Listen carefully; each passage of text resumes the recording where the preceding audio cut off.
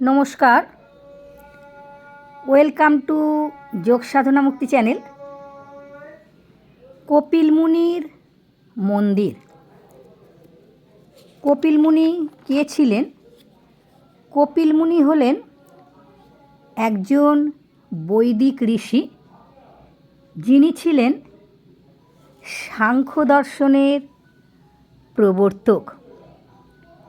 গঙ্গাসাগরের পৌরাণিক ভক্তির মুখ্য কেন্দ্রস্থল হল কপিল মুনির মন্দির। কপিল মুনি করেছিলেন কঠোর তপস্যা। আমরা মহিলা পতঞ্জলি থেকে গঙ্গাসাগরের মেলা মাঘী পূর্ণিমার দিন উপস্থিত হলাম মোট 100 জন। উদ্দেশ্য কপিল মুনির মন্দির দর্শন, সাগরে স্নান। এই সাগরে স্নান করলে অনেক রোগ ঠিক হয়ে যায়।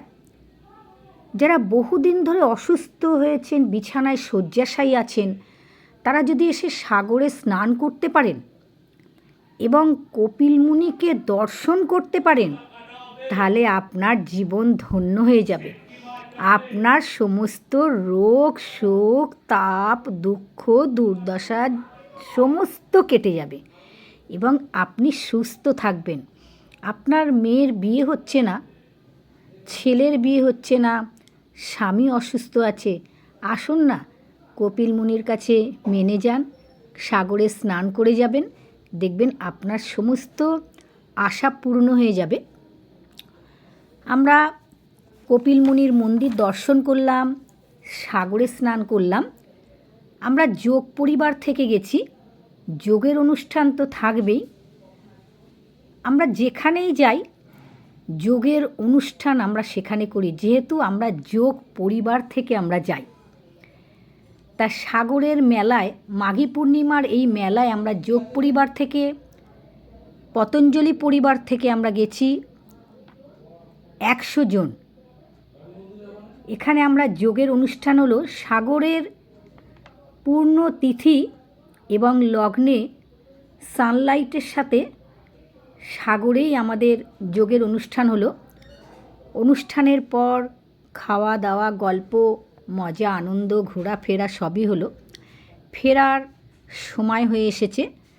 সবার সংসার আছে, সংসারে তো আসতেই হবে, পরিবার আছে।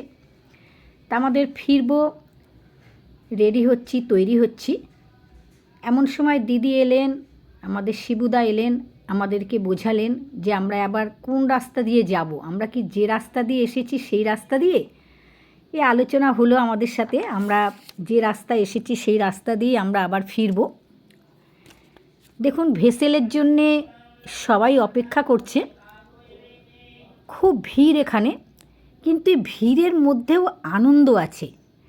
এরা যে সাগরে স্নান করে কপিল মুনিকে দর্শন করে এসেছে, অনেক রোদ্দুর হলেও সেই রোদ্দুরটা কিন্তু সহ্য করার মতন রোদ্দুরে ওরা আছে দাঁড়িয়ে। মাঝে মাঝে একটু আধটু তো হবেই, রোদ্দুরে তাত অনেকে, কিন্তু সেখান থেকে ভালো লাগছে সবার যে এতজন মানুষকে নিয়ে, একটা পরিবারকে নিয়ে আমরা একসাথে এত লোক দাঁড়িয়ে আছি। এই পতঞ্জলি পরিবার, মহিলা পতঞ্জলি পরিবার, সব আমরা ভাই বোন, আমরা সব একসাথে মিলে কাজ করি। আমরা একসাথেই গিয়েছিলাম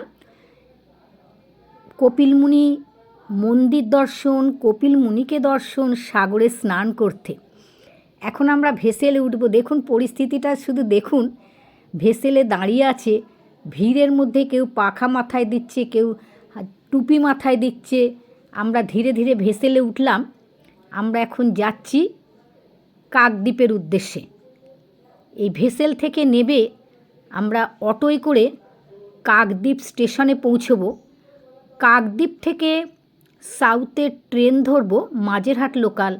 মাঝেরহাট লোকালে উঠে আমরা ঢাকুরিয়া নামব। সেখান থেকে আবার ট্রেন ধরব। ঢাকুরিয়া থেকে ট্রেনে উঠে আমরা শিয়ালদা স্টেশনে যাব। শিয়ালদা স্টেশন যার যার গন্তব্যস্থলে ট্রেনে উঠে সবাই সবার জায়গায় পৌঁছে যাবে। তাহলে আপনাদের জানিয়ে দিলাম আমরা কিভাবে গঙ্গাসাগরে পৌঁছব। শিয়ালদা স্টেশন থেকে ট্রেনে উঠে কেউ নৈহাটি যাবে, কেউ রানাঘাট যাবে, কেউ শান্তিপুর যাবে, কেউ কৃষ্ণনগর যাবে। আবার যারা হাওড়ায় পৌঁছবে তারা আবার শিয়ালদা স্টেশন থেকে হাওড়ায় যাওয়ার বাস পাওয়া যায়, হাওড়ায় যাবার ট্রেন পাওয়া যায়। তারা বাসে অথবা ট্রেনে উঠে হাওড়ায় যাবে। তাহলে বন্ধুরা বুঝতেই পারছেন কপিল মুনির সব তীর্থ বারবার, গঙ্গাসাগর একবার। তাহলে গঙ্গাসাগর যখন আমরা কপিল মুনি মন্দির এবং মুনিকে যখন দর্শন করব,